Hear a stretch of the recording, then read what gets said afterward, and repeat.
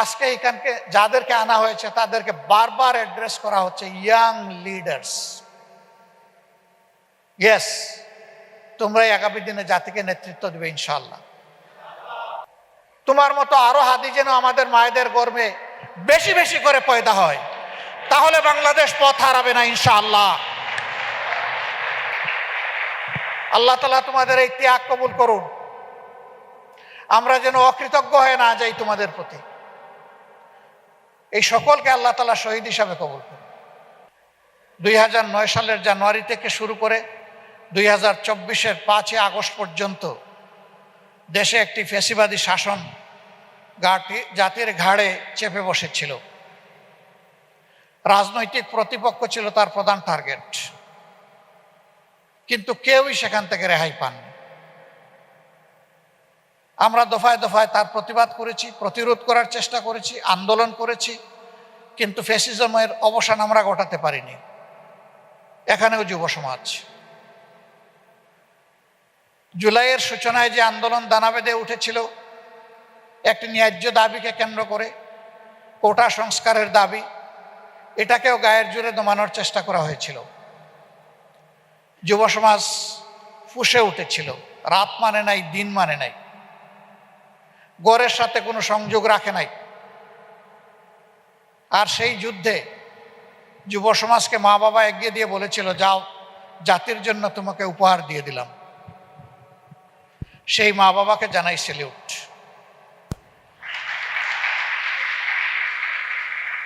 আমার যে মা উত্তরার রাস্তায় 10 মাসের সন্তানকে কুলে নিয়ে নেমে এসেছিলেন, সাংবাদিক বন্ধুরা প্রশ্ন করেছিল, আপনি এই কচি শিশু নিয়ে, অবুঝ শিশু নিয়ে এখানে এসেছেন গুলির মুখে। তিনি বলেছিলেন, সো হোয়াট, কি হয়েছে? সাংবাদিকরা বলেছিল, যদি বুলেট এসে আপনাকে বা এই কচি শিশুকে দুনিয়া থেকে নিয়ে যায় তখন কি হবে? তিনি বলেছিলেন, শহীদের তালিকায় আমার নাম লেখা হবে, আমার সন্তানের নাম লেখা হবে। এই মাকেও স্যালিউট। ঢাকা বিশ্ববিদ্যালয়ে রাতের অন্ধকারে 15 তারিখ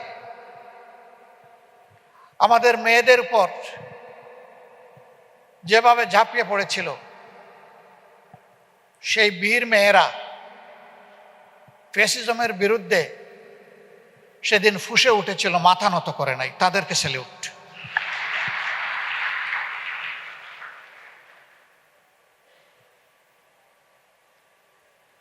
এরপরে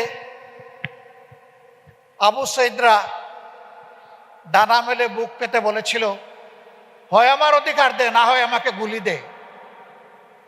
বুকের ভিতরে তুমুল ঝড়, বুক পেতেছি, গুলি কর। জেনে শুনে সেই গুলিকে ইনভাইট করেছিল। আবু সাইদ, তোমাকেও স্যালুট। মুগ্ধ রাস্তায় নেমেছিল যারা ফ্যাসিজমের বিরুদ্ধে লড়াই করছে, তাদের টুটে মুখে একটু পানি তুলে দেওয়ার জন্য। সেই ইনোসেন্ট ছেলেটা শেষ পর্যন্ত তাকেও লক্ষ্যবস্তুতে পরিণত করা হলো, সেও দুনিয়া থেকে বিদায় নিল। সেও আমাদের লড়াইয়ের গর্বিত অংশীদার। মুগ্ধের মতো সকলকেই আমাদের স্যালুট। রিয়া মেয়েটা তার বাবার হাত ধরে নারায়ণগঞ্জে দাঁড়িয়েছিল বাইরের দৃশ্য দেখার জন্য। রিয়াগু উপর থেকে ছোড়া, হেলিকপ্টার থেকে ছোড়া বুলেট এসে তাকে এফুড় ওফুড় করে বাপ মা থেকে বিচ্ছিন্ন করে ফেলল। আমরা তার প্রতি গভীর সমবেদনা জ্ঞাপন করছি। 5 বছরের এক শিশু বাবার হাত ধরে বলেছে, বাবা, ওখানে লড়াই হচ্ছে, আমি যাব, ওখানে আমি সংগ্রামের কবিতা পাঠ করব, আমাকে নিয়ে চলো। সংগ্রামের কবিতা পাঠ করতে করতে জালিমের বুলেট এসে তাকেও দুনিয়া থেকে নিয়ে গেছে। যে বাবা তাকে হাত ধরে নিয়ে এসেছিলেন, বাবাকে এবং তার বীর সন্তানকে স্যালুট।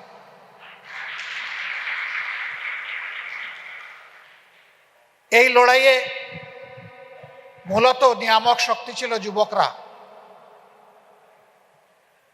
শুধু ছাত্র না। একেবারে রাস্তার যিনি ক্ষুদ্র ব্যবসা করেন, যাদেরকে আমরা হকার বলি, একজন রিক্সা চালক, ভ্যান চালক, গার্মেন্টসের কর্মী, তারাও শাহাদত বরণ করেছেন। আপনারা জানেন আমরা প্রত্যেকটি শহীদ পরিবারে যাওয়ার চেষ্টা করেছি। আমাদের হিসাব অনুযায়ী খেটে খাওয়াই মানুষের সংখ্যা যারা জীবন দিয়ে শহীদ হয়ে দুনিয়া থেকে বিদায় নিয়ে আমাদের গলায় কৃতজ্ঞতার মালা পরিয়ে দিয়ে গেছেন, তাদের অনুপাত হচ্ছে যারা নিহত হয়েছেন তাদের মধ্যে 62%। এরা একজন মানুষ চলে যাওয়া মানে একটা পরিবার পুরাপুরি অন্ধকারে চলে যাওয়া।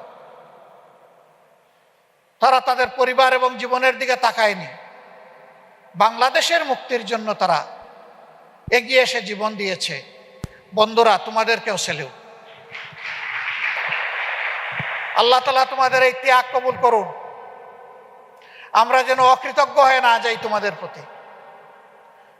এই সকলকে আল্লাহ তাআলা শহীদ হিসাবে কবুল করুন।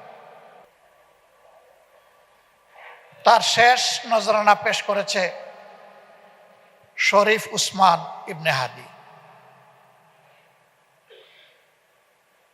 তার অপরাধ কি? সে ছিল আধিপত্যবাদের বিরুদ্ধে আপোষহীন এক লড়াকু সেনাপতি। আর উত্তাল দিনগুলোতে সে যুব সমাজের সাথে একদম পানির মতো মিশে গিয়েছিল। তার কণ্ঠ অনেককে উজ্জীবিত করেছে। যারা মানুষের অধিকার মানুষের কাছে ফিরে যাক এটা যারা চায় না, বাংলাদেশ সম্মানের মাথা উঁচু করে দাঁড়িয়ে থাকুক এটা যারা বরদাস্ত করতে পারে না, তারাই দুনিয়া থেকে তাকে বিদায় করে দিয়েছে। হ্যাঁ, হাদিকে বিদায় করে লাভ হয়নি। হাদি বেঁচে থাকলে অবশ্যই এই জাতির জন্য ভালো কিছু করতো, এটা আমরা বিশ্বাস করি। কিন্তু হাদি এই বয়সে এইভাবে বিদায় নিয়ে মাথা উঁচু করে আপোষহীন কণ্ঠ মেলে ধরে এখন সে বিশ্ব নেতায় পরিণত হয়েছে। হাদি, তোমার জন্য আমাদের বুক ভরা ভালোবাসা, দোয়া। তোমার মতো আরো হাদি যেন আমাদের মায়েদের গর্ভে বেশি বেশি করে পয়দা হয়, তাহলে বাংলাদেশ পথ হারাবে না ইনশাআল্লাহ। আমরা সেই গর্বিত মা চাই, আর আমরা সেই বীর হাদি চাই। এক হাদি চলে গেছে, আল্লাহ যেন এই দেশে লক্ষ লক্ষ হাদি পয়দা করে দেন। এখন যারা বেঁচে আছে তারা নিজেই যেন দাঁড়িয়ে বলে আমিও হাদি। হাদি, তুমি চলে গেছো, অসুবিধা নাই, তোমার জায়গায় আমি দাঁড়িয়ে গেছি, আমি আছি। তোমরা কি বলতে পারবা এটা? তোমাদেরকে ধন্যবাদ। সম্মানিত বন্ধুগণ, এ বাংলাদেশ, এ লড়াই মূলত কার জন্যে? হ্যাঁ, এটা ঠিক, মানসিকতার দিক থেকে আমিও যুবক, কিন্তু বয়সের দিক থেকে তো একটা জায়গায় চলে এসেছি। এ জীবনে তো অনেক কিছুই এই রাষ্ট্রের, এই জাতির আমরা ভোগ করেছি, কিন্তু তোমাদেরকে রেখে যাব কোথায়? তোমাদের জায়গাটা, তোমাদের পাটাতনটা কি হবে? এটি আমাদের কর্তব্য। এই জায়গাটা তৈরি করে দিতে চাই। তোমাদের জন্য বাংলাদেশ, তোমাদের পছন্দের বাংলাদেশ, তোমাদের জন্য নিরাপদ বাংলাদেশ, তোমাদের জন্য গৌরবের বাংলাদেশ, তোমাদের জন্য বিক্ষোভ মুক্ত বাংলাদেশ। সেই বাংলাদেশটাই আমরা গড়তে চাই তোমাদের সাথে একসাথে কাজ করে। এই জন্য আজকে এখানকে যাদেরকে আনা হয়েছে তাদেরকে বারবার অ্যাড্রেস করা হচ্ছে ইয়াং লিডার্স। ইয়েস, তোমরাই আগামী দিনে জাতিকে নেতৃত্ব দেবে ইনশাআল্লাহ।